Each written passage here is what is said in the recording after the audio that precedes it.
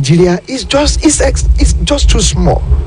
Unless something is urgently done about it, people moving from Nigeria to United Kingdom for greener pasture, for teaching, I think government should see something about it. The implication is that we are going to be importing teachers from elsewhere too, from other countries too. Like in the oil sector now, we have crude oil, but today we are buying petrol from Western country. So that means in future we'll be importing teachers.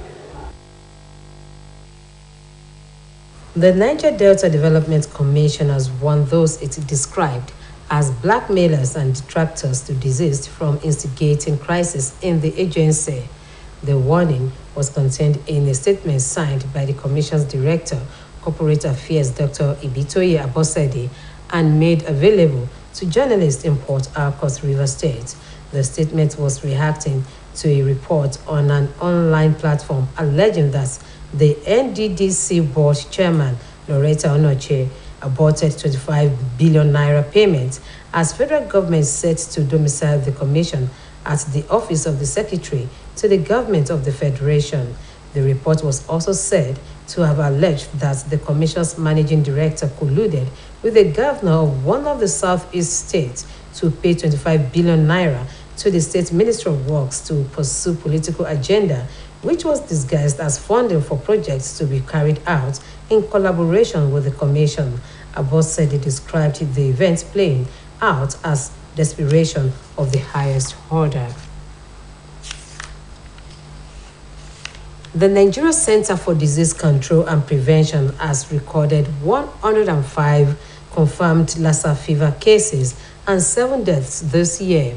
This is according to the Week 2 Lassa fever situation report obtained from the NCDC's website, adding that the cases were confirmed from 30 local government areas and 10 states in the country. The situation report from January 9 to 15 this year showed that there were 369 suspected cases. According to the World Health Organization, Lassa fever is known to be endemic in Benin, Ghana, Guinea, Liberia, Mali, Sierra Leone, Togo, and Nigeria, but probably exists in other West African countries as well. There were reports from Ondo, Edo, Ebonyi, Bauchi, Benue, Kogi, Imo, Oyo, and Nasarawa states, with at least one confirmed case across 30 local government areas. Do you know that there is a re-emergence of diphtheria infection in Nigeria? Are you also aware that one of the surest ways of preventing the deadly disease is to ensure that infants and children are fully vaccinated through childhood immunization?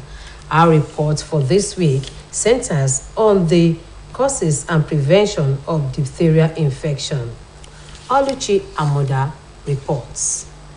Generally believed that good health is often underrated and one only gets to appreciate it the more during sickness. Although people generally pray for good and perfect health condition, however, not everyone is lucky enough to enjoy perfect health till old age. To check yourself, know your health status, because if you are not healthy, there's no way you can even be efficient in what you are doing. Across the bar of 50 years, I'm in my 60s, is very necessary. There are certain elements that just crop up, whether you like it or not, it just come up. So there's a need for one to be conscious of his health, because if you don't take care at this first stage, later it culminates into something bigger.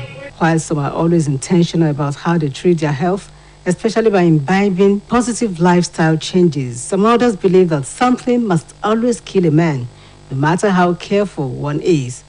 One of the factors that's often changed the calculations of people in terms of health projections is the outbreak of any kind of diseases or infections. This becomes more prominent, especially if such a disease is highly contagious and has no known cure, just as it happened during the early outbreak of COVID-19 before vaccines were finally discovered. Since the beginning of the pandemic in the year 2019, we'll be having COVID-19 with us, and we used to tell people that it's not going away anytime from now. But the best thing and the plus to our government that we have vaccines that are readily available and they are free. And there's no government health facility, especially public health centers, public health centers in our state that you go to, especially the focal ones that you go to, you'll not be able to get these vaccines. The global community is yet to fully recover from the havoc caused during the outbreak of the highly contagious and deadly COVID-19 disease, with the resurgence of variants and its attendant implications on the socio-economic life of the people. Nigeria as a country had battled diseases such as COVID-19, Ebola, and Lassa fever, which is still affecting some states of the Federation. However, another contagious infection known as diphtheria has emerged and has been spreading in some parts of the country. Diphtheria is said to be a highly contagious disease caused by a bacterium called Corynebacterium diphtheria, which produces toxins that makes people very sick. Explaining more about the disease, an epidemiologist who doubles as the head of Department Community Medicine, Union Osun Teaching Hospital, Osogbo, Dr. Kunle Salami stated that diphtheria spreads from person to person, usually through respiratory droplets from coughing or sneezing, adding that people can also get sick from touching infected clothes, objects, or open sores. It's a bacterial disease that is not very common. In fact, there are generations of doctors or health workers generally that have not seen cases of diphtheria in their life. But simply put, diphtheria is a bacterial infection that affects the respiratory system, most especially the nose, the larynx, the pharynx. So we can have what we call pharyngitis, laryngitis, and so on and so forth, and tonsillitis as differentials of diphtheria. But how do you make when somebody is coughing and somebody is having difficulties in swallowing? Those are the symptoms anyway. But there is what we call gray patches at the back of the throat.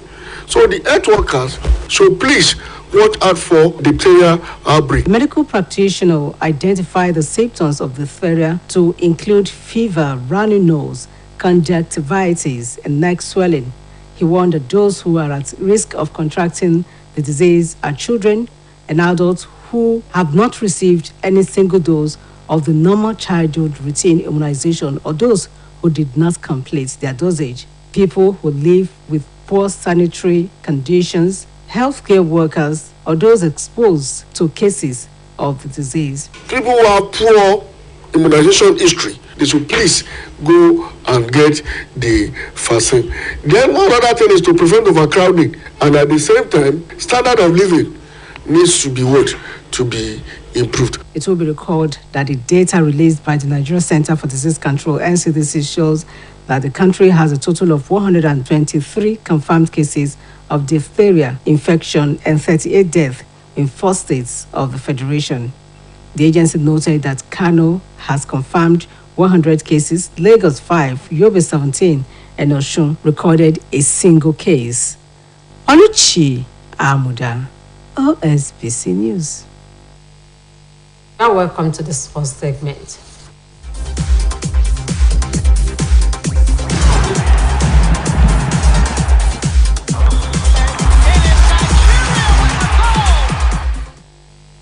Serbia's Novak Djokovic cruised into the semi-finals of the Australian Open with a commanding straight set win over 5th seed Andrei Rublev.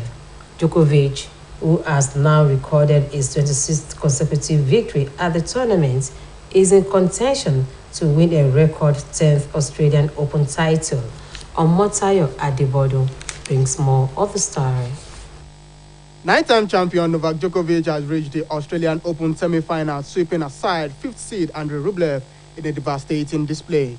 Serbia's Djokovic, who is 35 years, caught a frustrated figure at times but channeled his emotion into a ruthless 6-1, 6-2, 6-4 win over Russia's Rublev in Melbourne.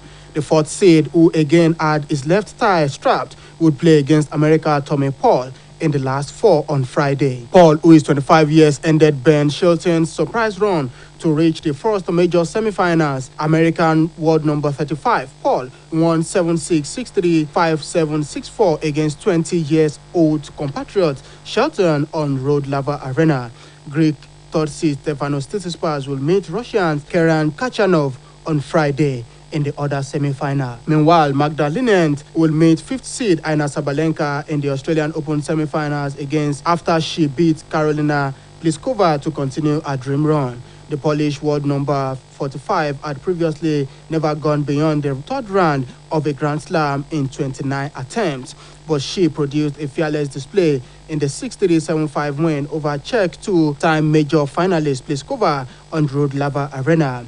Belarusian Sabalenka defeated Donna Vekic 6-3, 6-2 to reach her fourth Grand Slam semi-final. Two-time Australian Open winner Victoria Azarenka plays Wimbledon champion Elena Rybakina in the other semi-finals tomorrow. In the meantime, French side Stade de Reims are reportedly interested in signing Nigerian international and Omonia Nicosia goalkeeper Francis Uzo. According to reports, Uzo is on the list as a possible replacement for Reims goalkeeper Patrice Pence, who could make a move to MLS side Colorado Rapids. The 24-year-old contract with Omonia ends at the end of the season, and the player will be open to a potential transfer opportunity. The former Deportivo La Corona goalie has been in fine form for the Cyprus side in the 2022-23 season and had 15 league appearances with 8 clean sheets in the Cyprus First Division. Uzo made headlines last season following his brilliant performance against Manchester United in the Europa League group stage match at Old Trafford, where he won the Man of the Match award despite Omonia losing 1-0. Omotayo Adebodun, Osbc News.